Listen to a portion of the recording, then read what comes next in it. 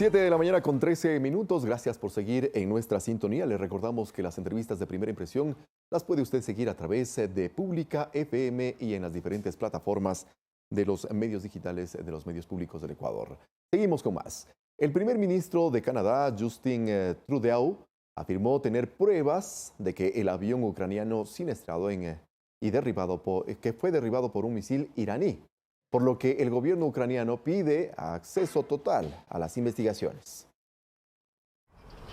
Canadá afirma tener pruebas de que un misil iraní derribó el avión ucraniano que se estrelló el miércoles cerca del aeropuerto de Teherán, matando a 176 personas. Según el primer ministro canadiense, al momento en que Irán lanzó varios misiles a las dos bases que Estados Unidos tiene en Irak, uno de estos habría podido impactar contra el avión por error.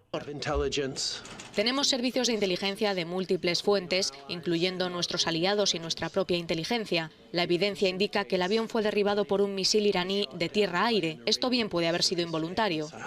Con lo que coinciden los servicios de inteligencia de Estados Unidos, que también creen altamente probable que el avión ucraniano fue derribado accidentalmente por un misil iraní.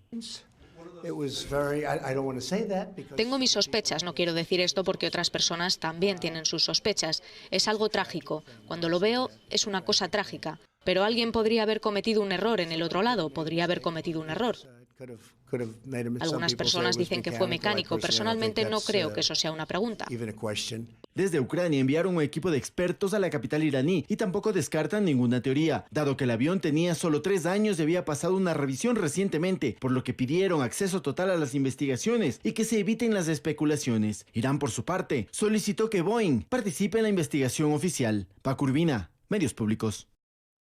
7 de la mañana con 15 minutos. Se encuentra a esta hora con nosotros el analista internacional Esteban Santos. Buenos días, bienvenido. Un gusto, gracias. Como vemos en el reportaje, estamos llenos de sospechas. Correcto.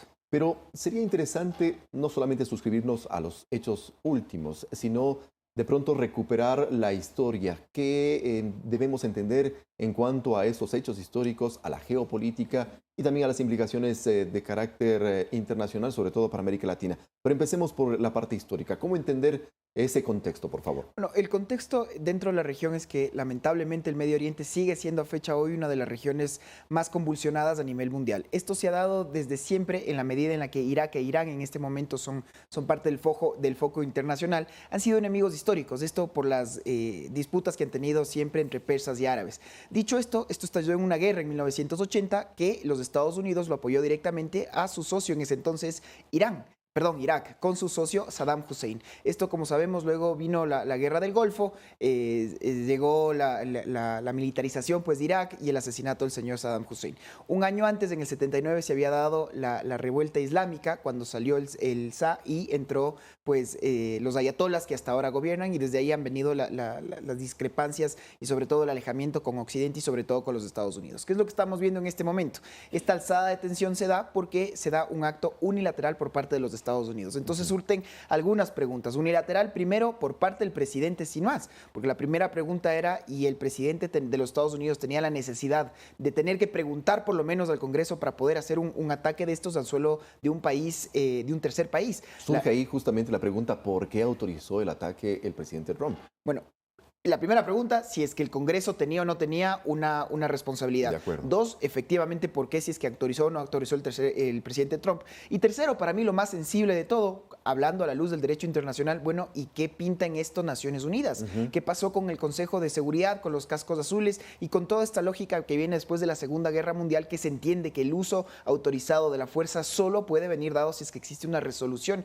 que así expresamente lo avale? Pues bueno, lo que hemos visto en las últimas décadas es que lejos de darse esto, han sido justamente ataques unilaterales, pero ataques unilaterales por parte de grupos, por ejemplo la OTAN, por ejemplo, insisto, países que puedan tener un determinado interés. Esto de tener un ataque así de grande escala, y digo grande escala por el objetivo que fue abatido, que estamos hablando de la persona número 2 en Irán, Qasem Soleimani, terminaba siendo, yo siempre pongo esta analogía, imagínense en lo que hubiera sido si es que Irán mataba al secretario de Defensa de los Estados Unidos, cómo hubiera sido la repercusión del otro lado. Y por eso es que subieron muchísimo las hostilidades. Hasta ahí yo creo que afortunadamente este terminó siendo un evento que pasó a segundo plano mucho más rápido de lo que uno hubiera esperado, porque la retaliación iraní, no, si bien esperó unos días, no causó ninguna muerte, no causó ninguna baja y sobre todo fue esta idea de salvar la cara, el nombre en esa medida y no pasó más. Pero bueno, viene justamente lo que acabamos de ver en el reportaje.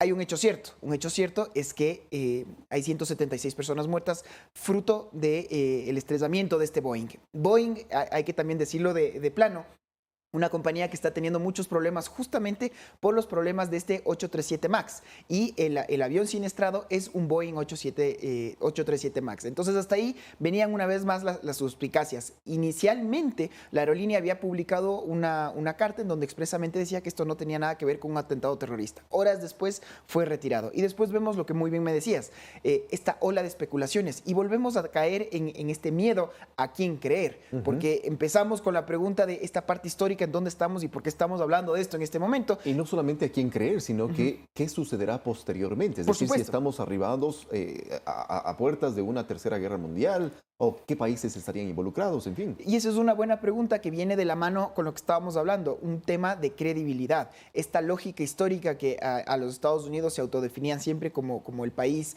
de los libres, la idea de llevar la democracia y libertad pues, a la humanidad como tal, en este momento se ve mermada por un presidente que unilateralmente toma esta decisión y que vuelve a decir expresamente porque había una amenaza inminente por parte de Irán. Estábamos todos atentos todavía de ver cuál es esta amenaza inminente de la que todavía no se ha presentado ninguna prueba, y esto porque levanta estos fantasmas del pasado cuando se hablaba, por ejemplo, de las armas, de las famosas armas de destrucción masiva, cuando el objetivo era Irak. Lo propio, regresar a ver a los comentarios que hizo el presidente Trump hace casi ya una década, en 2011-2012, cuando expresamente hablaba de su antecesor, el señor Barack Obama, y le acusaba de querer armar una guerra contra Irán para tratar de desviar la atención y para tratar de ganar una elección, algo que en este momento está pasando en los Estados Unidos. Lo último que te diría es, bueno, lo que se tiene que dar, evidentemente, tiene que ser una investigación proba, imparcial y que tenga que ver con muchos elementos internacionales, que efectivamente la gente de Boeing pueda estar ahí, que el gobierno ucraniano, en fin, que sea una confabulación, pues, de expertos a nivel internacional que puedan determinar a ciencia cierta, por un lado, si es que esto fue un accidente o si es que esto fue fruto de un misil. Y si fue fruto de un misil, podemos tan abiertamente en una zona tan conflictuada poder regresar a ver y acusar directamente a uno de los gobiernos. Esa creo que es una pregunta muy importante. La geopolítica, ¿cómo entenderla? Sobre todo por los intereses que se juegan en medio, ¿no? Ya se advertía de la posibilidad de que este ataque ordenado por el presidente Trump también tenga de fondo intereses electorales.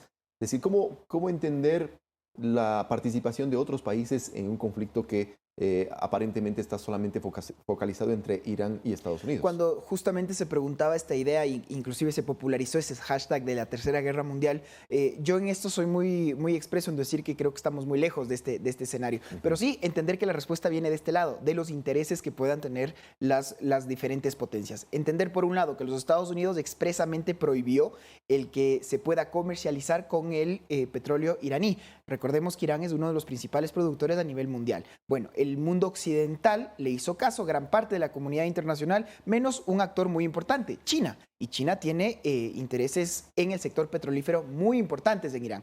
Por otro lado, su otro aliado, Rusia también creo que está haciendo un gran negocio, en la medida en que Rusia es el principal proveedor de armamento del régimen de los ayatolás. Por otro lado, vemos que está haciendo Israel, que está haciendo los Emiratos Árabes. Todos tienen ejércitos desplegados en un tercer país, que no es Irán, sea Irak o sea Siria. Y esto hemos visto hasta terminado siendo un caldo de cultivo para terminar de ver cómo terminan reaccionando las potencias cuando se han dado estas agresiones en terceros y cuartos países. El momento en el que se topen intereses de una determinada potencia, ahí venía este riesgo a esta llamada Tercera Guerra Mundial. Y vuelvo a insistir, en mi criterio esto no se va a dar, porque cuando Israel, por ejemplo, atacó directamente objetivos iraníes dentro de Siria, sus aliados Rusia o China no salieron a ayudarle. Estados Unidos tomó nota de esto y por eso es que, entre otras cosas, personalmente creo que se avezó a hacer este ataque que, como hemos visto, no ha tenido una mayor repercusión. Los europeos en un momento quedaron un poco relegados, lo único que hicieron es pedir un comunicado conjunto, que lo hicieron a través de la señora Merkel, el señor Macron, inclusive el señor Boris Johnson,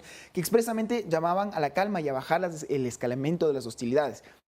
el señor Trump nos tiene ya acostumbrados a esta guerra a través del Twitter y los mensajes unilaterales. Yo creo que sí es muy importante que los Estados Unidos vuelvan a entregar esta cordura y sobre todo este debido proceso, llamémoslo así, dentro de las relaciones internacionales, que se pueda justamente creer a los voceros, a la institucionalidad como tal. Y creo que lo más importante y lo radical de esto es volver a poner en su puesto a los organismos internacionales. Si Naciones Unidas queda relegado a un tercer o cuarto plano, pues volvemos a esta época de preguerra, a comienzos de siglo, cuando lo único que importaba era ver si estabas aliado a una determinada potencia militar, que en este caso son los Estados Unidos, y por el otro lado Rusia y China, y el resto de países simplemente estamos expectantes dentro de un tablero internacional. Eso es algo muy lamentable y eso es algo que hay que regresar a ver, y por eso vuelvo a insistir en lo importante de fomentar la importancia de los organismos internacionales. Y ahora, ya para finalizar, por favor, ¿qué ocurre con nuestros países de América Latina, sobre todo esta cercanía en la última década Correcto.